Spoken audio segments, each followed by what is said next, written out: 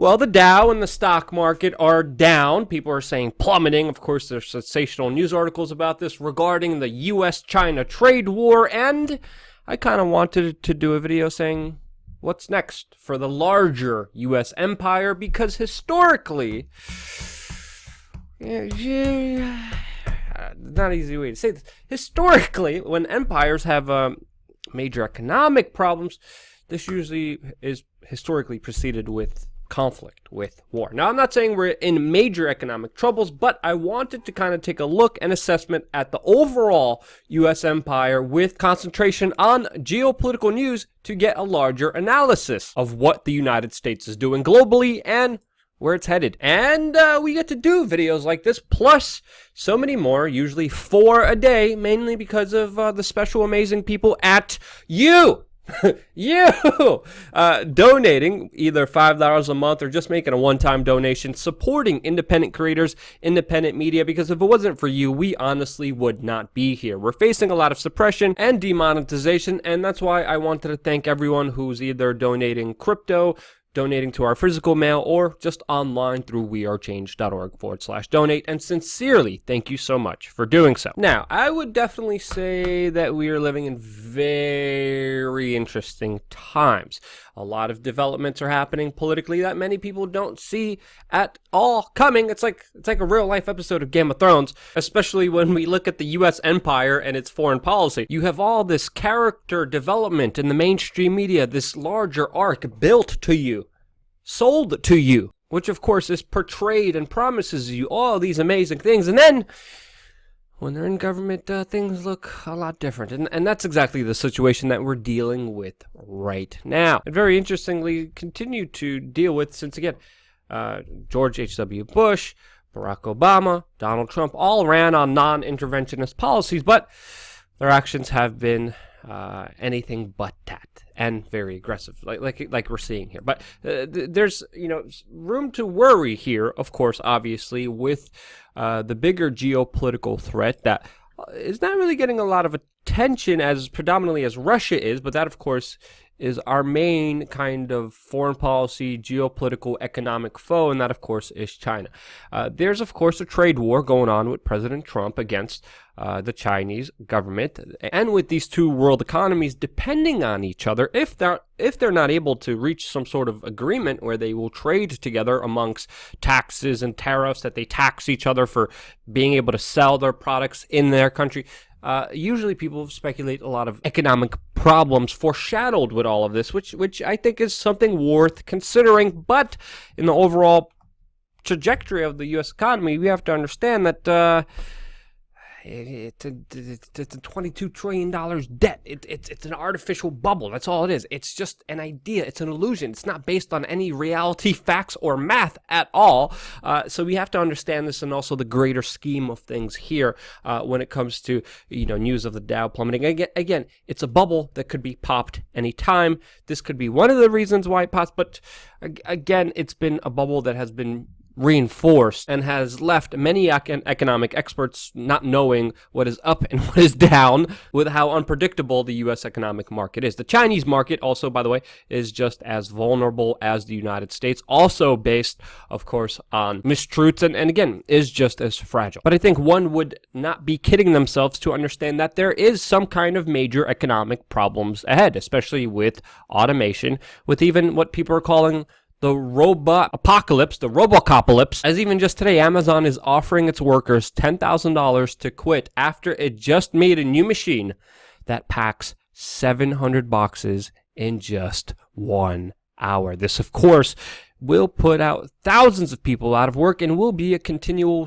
trend in the economic market. So whether it's now, whether it's a year, 5 years, or 10 years down the line, there's no kidding yourself that there's going to be some kind of financial reckoning within the larger U.S. empire. I think this is one of the reasons why so many people are going into Bitcoin and cryptocurrencies. But again, my main point here that I made in the beginning, every time there's severe economic problems, especially when empires throughout history, this concludes with conflict, war, which again, Donald Trump's own personal advisors, like neocon, bloodthirsty war hawk John Bolton, readily call for, including in Venezuela, where just a failed coup d'etat attempt obviously failed, leaving the self-proclaimed and U.S.-identified leader of Venezuela, Juan Guaido, to openly ask for the U.S. military for, quote, strategic planning, help, and again, an obvious coup d'etat attempt that failed.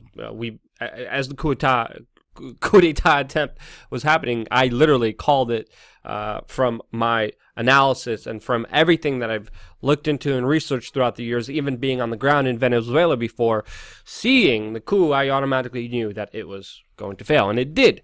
Now we're seeing larger escalations, of course, with now this Juan Guaido guy publicly announcing that he wants communication with the U.S. military for coordination to, of course, allow regime change. Again, this failed, by the way. There also is reportedly a lot of tension between Donald Trump and John Bolton because this larger coup d'etat failed, which allegedly, according to some sources within the White House, which haven't been officially corroborated, but officially what major mainstream media is reporting, we're getting information that John Bolton and Donald Trump are at odds with each other, and that Donald Trump is angry at John Bolton because John Bolton promised that this coup d'etat, this overthrow of the regime in Venezuela, would have been quick and easy, and it hasn't. And I don't know what he was thinking, but I was, again, telling people a lot of the efforts made by John Bolton are only emboldening Nicolas Maduro and other rulers that, again, I do not support. I'm not a fan of Maduro, and this did not work. But this is not the only avenue that we have to understand that the U.S. empire is looking into. Iran is the other one. But again, on Venezuela, I'm officially saying that this coup d'etat failed, that they will not be successful in the overthrow of Maduro. But Iran is a whole nother picture. If you've been watching our videos, we've been telling you and warning you that there's been establishment, elite, powerful voices within our systems, mainstream media and politics, that have been wanting a war with Iran for decades now.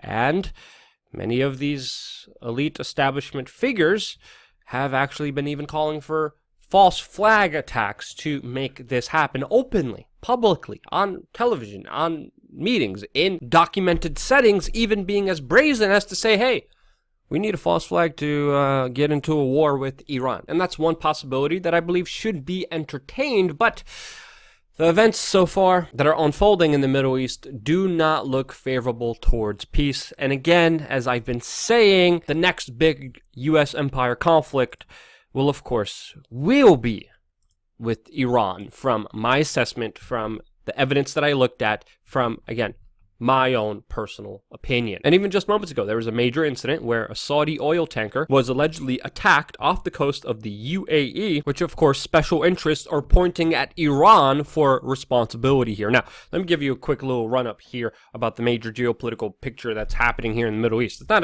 just going to do it quickly and very vaguely. We have Israel, Saudi Arabia, and the United States mainly going against Iran and any other Shia forces inside of the Middle East. The Sunni forces are mainly allied with Saudi Arabia, and those are the major proxy wars that are predominantly happening all throughout the Middle East and would create sort of a class of civilizations between the Sunnis and Shiites if there is a conflict with Iran, either by Israel, the United States, or Saudi Arabia, because this, of course, would plunge in these larger alliances. Iran does have strong alliances with China and Russia. That also needs to be understood here.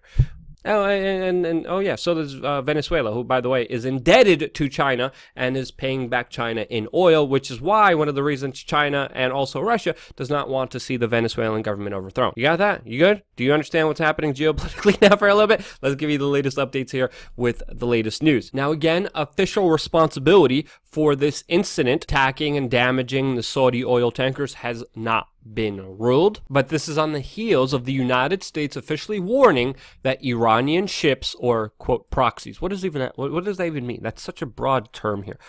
Iran or proxies could quote target maritime traffic, shipping vessels. Donald Trump, when asked about this specific quote sabotage, he said specifically, if Tehran would get involved, they would quote suffer greatly, predicting quote a bad problem for Iran if something happens. Now, of course, this is one incident that happened. Surprisingly, it's not getting that much media play and attention that I've been seeing so far. But we have to understand here, even without the realm of possible false flags or even entertaining those ideas, there could be a conflict here that could even happen by accident. And that's a very big possibility here, which even the United Kingdom officially warned the United States with its British Foreign Secretary saying, quote, "We are very worried about the risk of a conflict happening by accident with an escalation that is unintended really on either side but ends with some kind of conflict." And the British are not far off here, because it could be an accident, it could be a sabotaging force, it could be a false flag incident, it could be something random that could spark this larger clash of civilizations. And again, this is only escalating with Donald Trump last month officially sending aircraft carriers and a battle-ready group to the region, of course, specifically against Iran, which John Bolton declared was because of new threats just a couple days ago, even though they made the announcement over a month ago. So you can just see the levels of disinformation here conducted by, of course, the U.S. mainstream establishment that usually takes talking points from the White House, talking points from John Bolton, and without any evidence just regurgitates them to, of course, the public that adoringly watches the mainstream media that, of course, is shoved down your throats here on YouTube while this channel gets censored and demonetized and downranked in the algorithm for even reporting this news for you. Sorry, I get a little heated here because, again, one of the few individuals that actually did question this and does deserve some respect is Chris Hayes of MSNBC. Everything else I strongly disagree with what he does, but he was one of the few individuals to actually question the larger narratives being put out here by, of course, John Bolton. And again, all of this is done in the guise of national security. Again, what threat is Iran to our national security?